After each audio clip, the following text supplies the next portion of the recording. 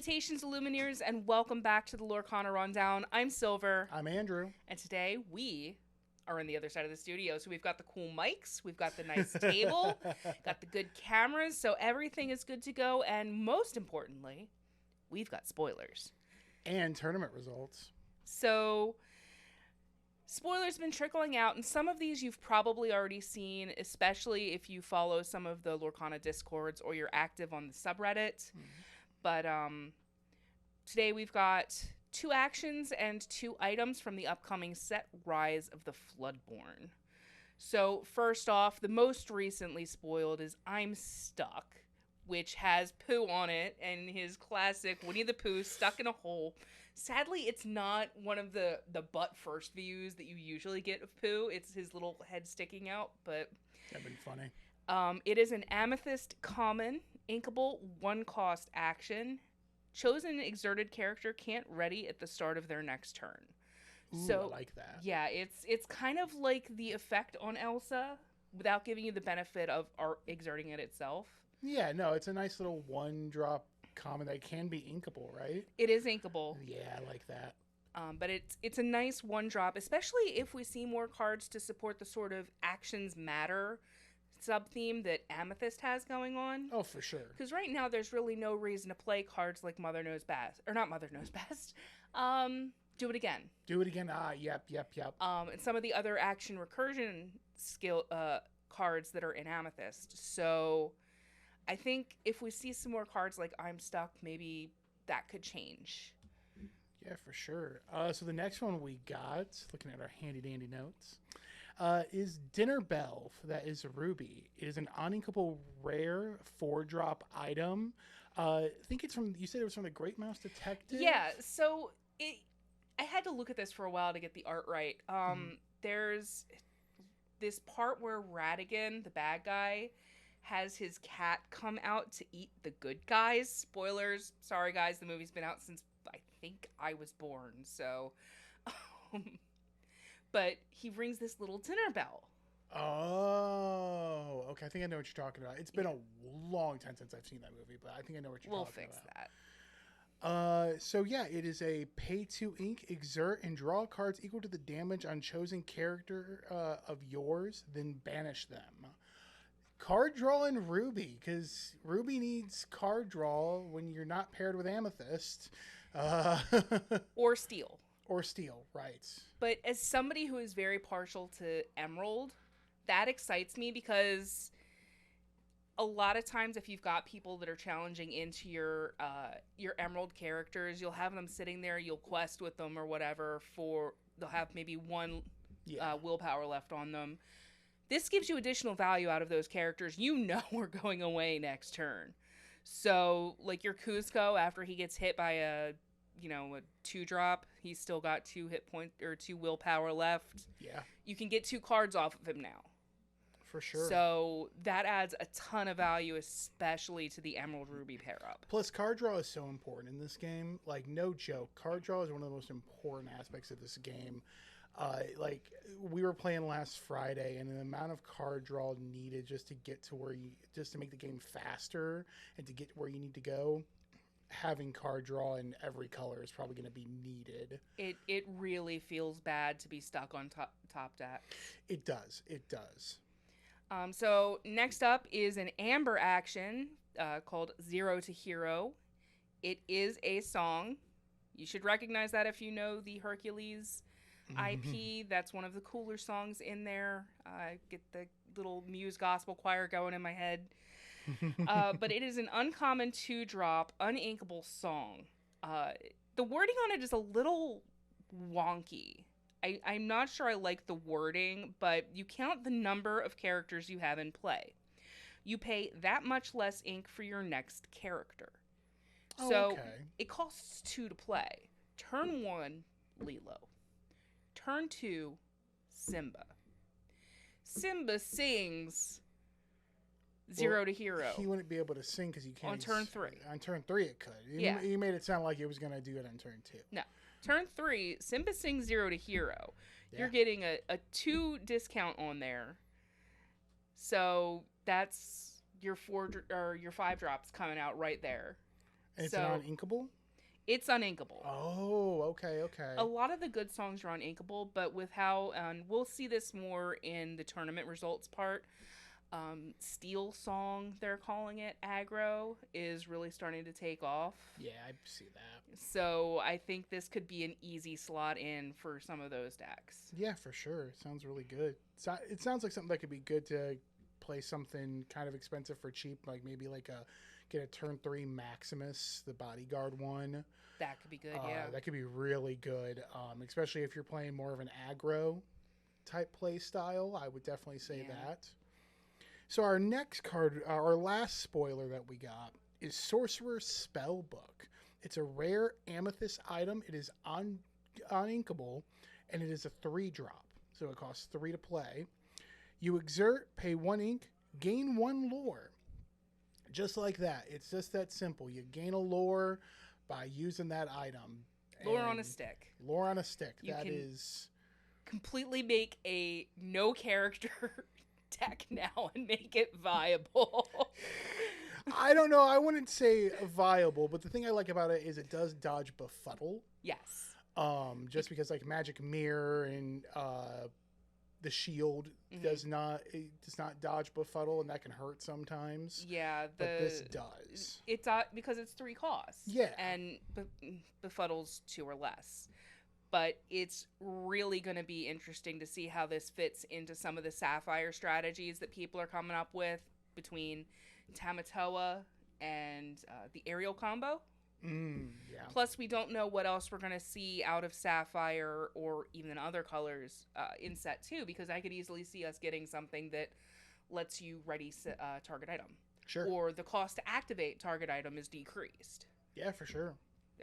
There's a lot of precedent for effects like that in other games, so I would be excited to see that in Rise of the Floodborn.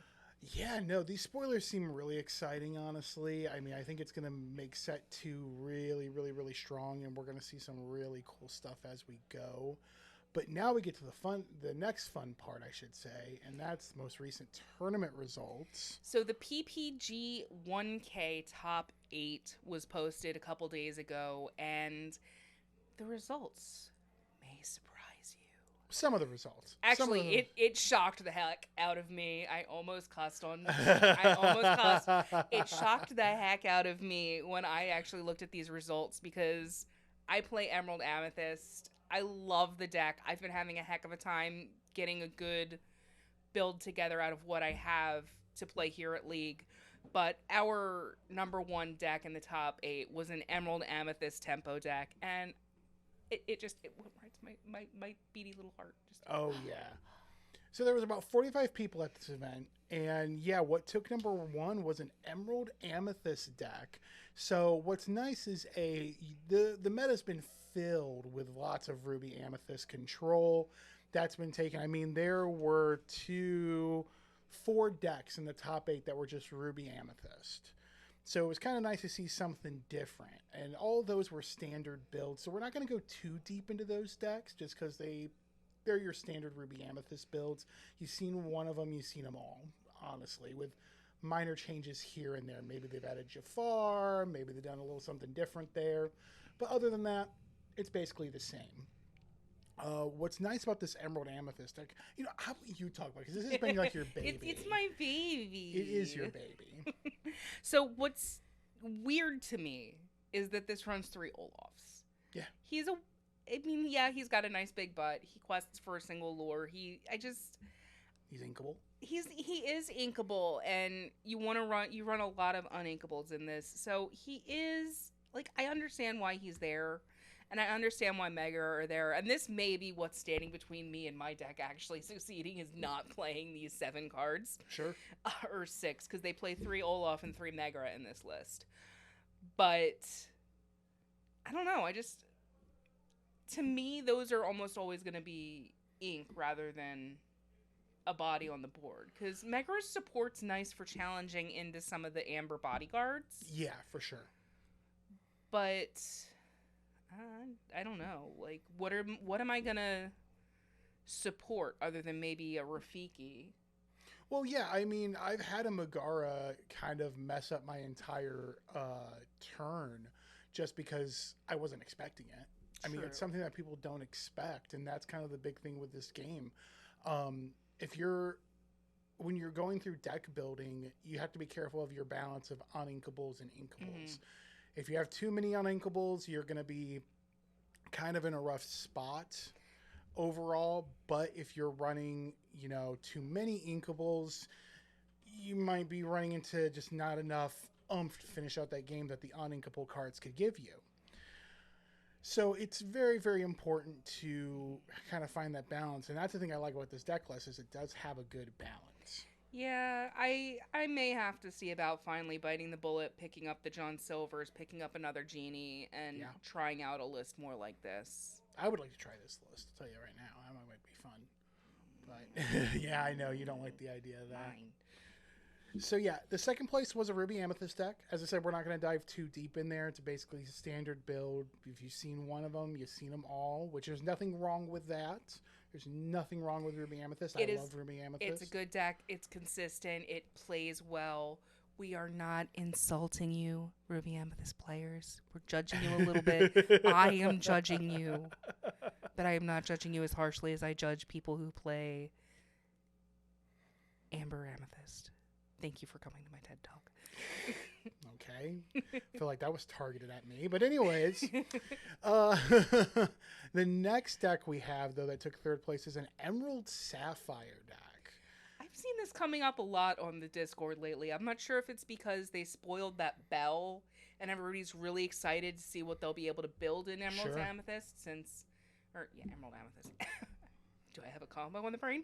Emerald Sapphire, because the only baby bells we have right now, not the cheese, are in Sapphire. Yeah, no, it's a really interesting deck to see how it plays out. It kind of gives me that feeling of like it's a bit of a mid-rangey type feel on there. Like you're running the Cuscos, you got the Mad Hatters in there, got the Cheshire Cats, things that you would expect. But then, you have your Jasmines, you have your big Maleficents, the 3 lore ones.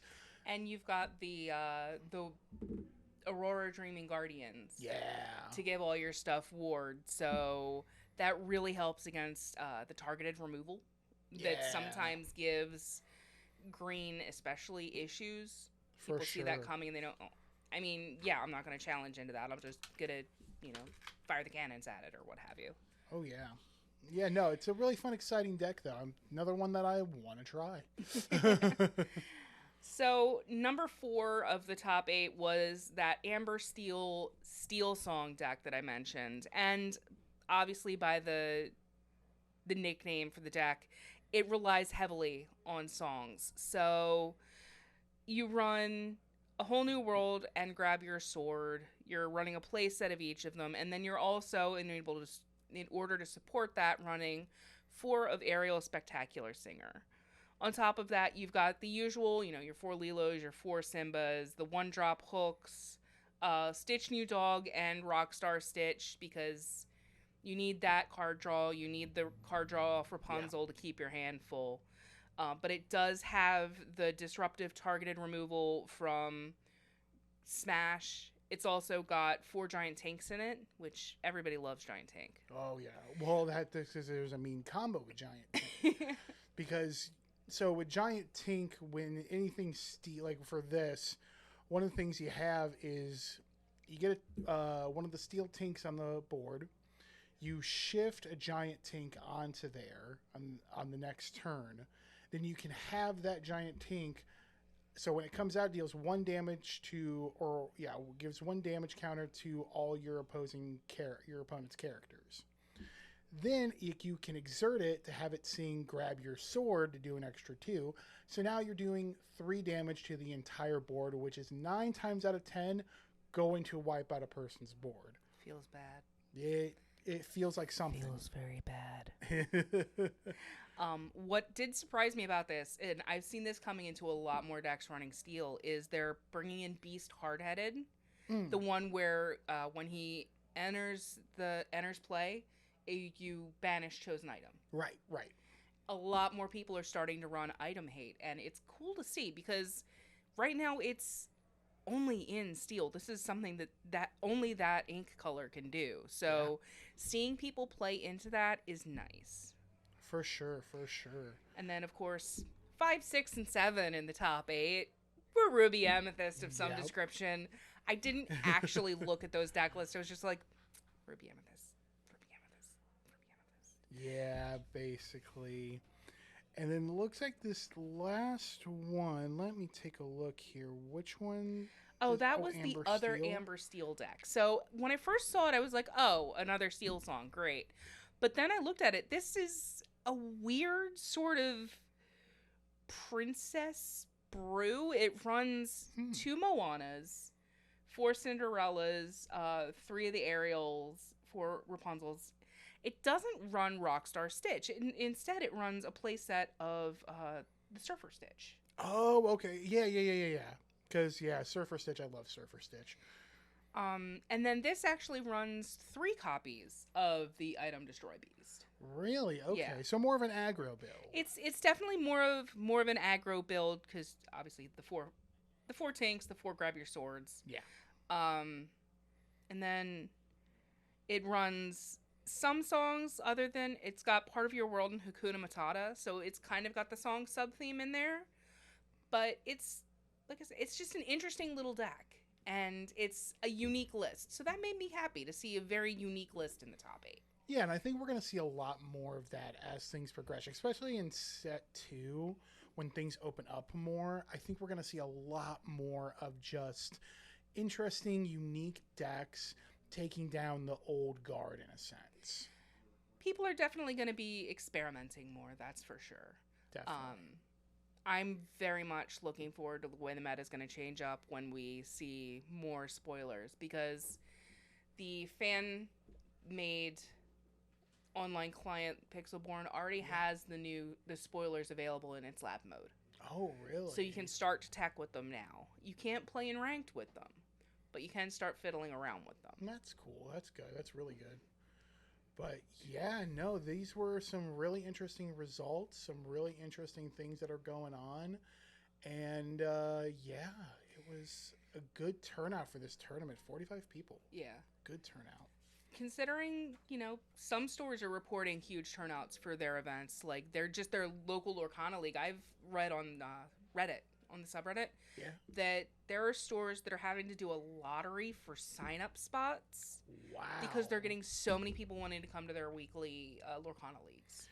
It's a good game. It's a good game, and if you're watching this, you agree. I mean, let's be honest. And if you don't agree, give it a try. We give it a try, and what can we do to change your mind? Because we really enjoy this game, and you should too. Definitely. We are on the lookout for new spoilers. We should be getting some soon. Ravensburger was really good about dropping regular teasers during the lead up to set 1. So with release coming out on November 17th, hopefully we will see some goodies coming out soon. Yeah, for sure. Hopefully. Well, I think that is going to be everything we got today. We got the spoilers. We got these tournament results. I think we're good to go. All right. So thank you very much for tuning in to the Lorcana Rundown. If you have any feedback, drop us a comment, like, subscribe, the whole YouTube routine. I'm Silver. I'm Andrew. And have a great week. You too.